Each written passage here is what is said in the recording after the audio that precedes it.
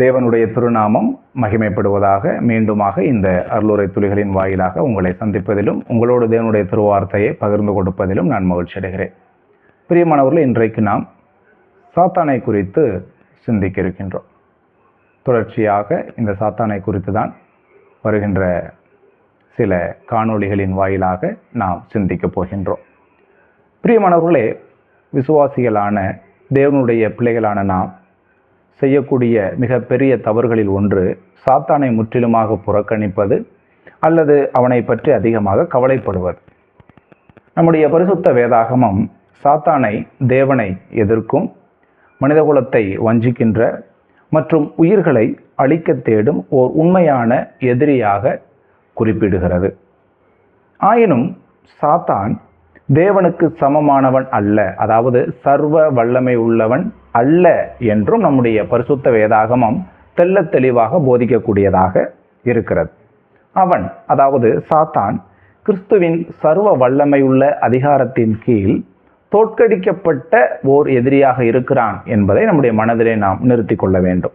இன்று பலர் சாத்தானை ஒரு சின்னமாக, அசிய சிம்பல், அடுத்ததாக ஒரு கட்டுக்கதையாக, அசிய மித், அல்லது ஒரு வேடிக்கையாக, அசிய ஜோக் கருதுகின்றனர்.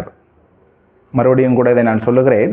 இன்றைக்கு பலர், பொதுவாக உலக மக்கள் என்று சொன்னால் கூட இதற்கு பொருந்தும், அவர்கள் சாத்தானை ஒரு சின்னமாக, ஒரு கட்டுக்கதையாக அல்லது ஒரு வேடிக்கையாக கருதுகின்றனர். வேறு சிலரோ அவனை பற்றி அதிகமாக பயப்படக்கூடியவர்களாக காணப்படுகிறார்கள். ஆனால் தேவனுடைய வார்த்தை, அதாவது நம்முடைய பரிசுத்த வேதாகமம், விசுவாசிகளை, நம்மை அவனுடைய குணாதிசயத்தை புரிந்து கொள்ளவும் அவனுடைய தந்திரங்களை அடையாளம் காணவும் கிறிஸ்துவில் உறுதியாக நிற்கவும் அழைக்கக்கூடியதாக இருக்கிறது. அப்போஸ்தலனாகிய பேதுரு அடிகளார் 1 பேதுரு 5:8 இவ்வாறு நம்மை எச்சரிக்கிறார். அவர் என்ன சொல்லுகிறார்? தெளிந்த புத்தி உள்ளவர்களாயிருங்கள், விழித்திருங்கள், ஏனெனில் உங்கள் எதிராளியாகிய பிசாசானவன் கெர்ச்சிக்கிற சிங்கம் போல் எவனை விழுங்கலாமோ என்று வகை தேடி சுற்றித் திரிகிறான் என்று நம்மை பேதுரு அடிகளார் எச்சரிக்கக்கூடியவராக இருக்கிறார்.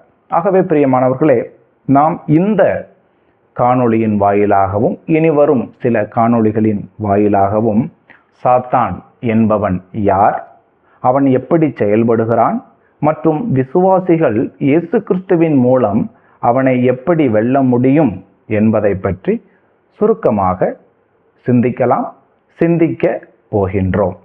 பிரியமானவர்களே, முதலாவதாக நாம் பார்க்க போவது சாத்தானின் தோற்றத்தை குறித்தும் அவனுடைய வீழ்ச்சியை குறித்தும் தான் பார்க்க போகிறோம், சிந்திக்க போகின்றோம். மறுபடியும் சொல்லுகிறேன், முதலாவதாக நாம் பார்க்க போவது சாத்தானின் தோற்றமும் வீழ்ச்சியும் பற்றியாகும்.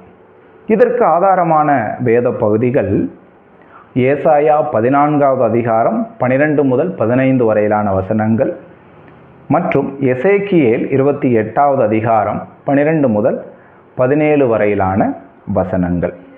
பிரியமானவர்களே, இந்த பகுதிகளை நாம் பார்க்கும் பொழுது, தியானிக்கும் பொழுது, சாத்தான் தீயவனாக படைக்கப்படவில்லை. அவன் ஆதியிலே அழகான, மேன்மைப்படுத்தப்பட்ட ஒரு தேவதூதனாகவே படைக்கப்பட்டான் என்பதை நாம் பார்க்கிறோம். ஆனால் இஸ்லாமியர்கள் தங்களுடைய புனித நூலாக சொல்லுகின்ற குரானில் நாம் பார்க்கும் பொழுது, இந்த பிசாசானவன் ஒரு ஜினியாக, அதாவது பிசாசாக இருக்கிறான். அதாவது தெளிவாக சொன்னால், அவன் படைக்கப்பட்ட போதே அல்லாவினால் பிசாசாகவே அல்லது சாத்தானாகவே, தீயவனாகவே படைக்கப்பட்டான் என்று குரான் சொல்லுகிறது. அதாவது இந்த குரானின் கூற்றுப்படி எல்லா தீய தூதர்களும் புகையில்லா நெருப்பிலிருந்து படைக்கப்பட்டார்கள் என்று குரான் சொல்லுகிறது. அது மட்டுமல்ல, நம்முடைய பைபிள் சொல்லுகிறது போல அவர்களுடைய குரானில் சாத்தான் அல்லது பிசாசு என்பவன் விழப்பட்டவன், தள்ளப்பட்டவன் அல்ல. மாறாக அல்லாஹ் எல்லாவற்றையும் படைத்துவிட்டு, முக்கியமாக ஆதாமை படைத்துவிட்டு, ஆதாமை எல்லா தூதர்களும் வணங்க வேண்டும், பணிந்து கொள்ள வேண்டும் என்று சொன்னபோது, இந்த சாத்தான், இந்த பிசாசு மட்டும் பணிந்து கொள்ளவில்லை. ஆகவே அவன் தீயவன், உலகத்தில் தீமை செய்கிறவர்களுக்கெல்லாம் தலைவன் என்கிற ரீதியில்தான் குர்ஆன் இந்த சாத்தானை பற்றி குறிப்பிடுகிறது. குர்ஆனிலே இப்லீஸ் என்கிற பெயரும் கூட இந்த சாத்தானுக்கு, பிசாசுக்கு வழங்கப்பட்டிருக்கிறது. ஆனால் நம்முடைய வேதாகமத்தில் பார்க்கும் பொழுது சாத்தான் தீயவனாக படைக்கப்படவில்லை. அவன் அழகான மேன்மை உள்ளவனாக படைக்கப்பட்டான் என்பதை தெள்ள தெளிவாக நாம் பார்க்கக்கூடியவர்களாக இருக்கிறோம். ஆனால் பெருமை அவன் இருதயத்தில் பிரவேசித்து அவன் தேவனுக்கு விரோதமாக கலகம் செய்தான் என்று நம்முடைய வேதாகமம் சொல்லுகிறது. ஆகவே நல்லவனாக படைக்கப்பட்டு தீயவனாக அவன் மாறக்கூடியவனாக இருக்கிறான் என்பதை தெள்ள தெளிவாக நம்முடைய வேதாகமம் குறிப்பிடுகிறது. ஏசாயா தீர்க்கன் அவனுடைய பிசாசுடைய இருதயத்தின் விருப்பத்தை பின்வருமாறு ஏசாயா 14வது அதிகாரம் 13 மற்றும் 14 ஆகிய 2 வசனங்களில் விவரிக்கக்கூடியவராக இருக்கிறார். அங்கே என்ன சொல்லப்பட்டிருக்கிறது? நான் வானத்துக்கு ஏறுவேன், தேவனுடைய நட்சத்திரங்களுக்கு மேலாக என் சிங்காசனத்தை உயர்த்துவேன், வடபுறங்களில் உள்ள ஆராதனை கூட்டத்தின் பர்வதத்திலே வீற்றிருப்பேன் என்றும், நான் மேகங்களுக்கு மேலாக உன்னதங்களில் ஏறுவேன், உன்னதமானவருக்கு ஒப்பாவேன் என்றும் நீ உன் இருதயத்தில் சொன்னாயே என்று விவரிக்கப்பட்டிருக்கிறது. ஆக சாத்தானின் வீழ்ச்சியானது பெருமையாலும் தன்னைத்தானே உயர்த்தி கொண்டதாலும் தான் ஆரம்பமானது என்பதை இங்கே மிக தெளிவாக நாம் பார்க்கிறோம். பிரியமானவர்களே, பெருமை சாத்தானின் மிகவும் சக்தி வாய்ந்த ஆயுதங்களில் ஒன்றாக இன்றும் இருக்கிறது, காணப்படுகிறது. அவன் எதை கொண்டு வீழ்ச்சி அடைந்தானோ அதைத்தான் இன்றைக்கும் மனிதர்கள் மேல் அவன் பிரயோகிக்கக்கூடியவனாக, பயன்படுத்தக்கூடியவனாக இருக்கிறான். அதைத்தான் நான் சொன்னேன். பெருமை சாத்தானின் மிகவும் சக்தி வாய்ந்த ஆயுதங்களில் ஒன்றாக இன்றும் இருக்கிறது. மனிதர்கள் தங்களை தேவனுக்கு மேலாக வைக்கும் போதெல்லாம் சாத்தானின் வீழ்ச்சிக்கு காரணமான அதே பாதையையே அவர்களும் பின்பற்றுகிறார்கள் என்பதை நம்முடைய மனதில் தெள்ள தெளிவாக நிறுத்தி கொள்ள வேண்டும். ஒவ்வொரு ஆசீர்வாதமும் பதவியும் தேவனிடமிருந்தே வருகிறது என்பதை உணர்ந்து நாம் தாழ்மையை வளர்த்து கொள்ள கற்றுக்கொள்ள வேண்டும். தாழ்மையானது நம்மை, நம்முடைய இருதயத்தை ஆவிக்குரிய அழிவிலிருந்து பாதுகாக்கக்கூடியதாக இருக்கிறது. பிரியமானவர்களே, பெருமையை நாம் ஒரு பாவமாகவோ மிக தீவிரமான ஒரு காரியமாகவோ பார்ப்பதில்லை. நாம் எவருமே எனக்கு பெருமை இல்லை என்று சொல்லிக்கொள்ளவே முடியாது. ஆகவே கவனமாக இருக்க வேண்டும்.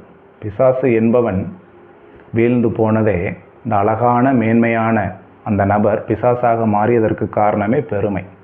ஆகவே பெருமை என்பதை நாம் தீவிரமாக எடுத்து கொள்ள வேண்டும். அதை நாம் சரி செய்ய வேண்டும். பெருமைதான் வீழ்ச்சிக்கு காரணம்.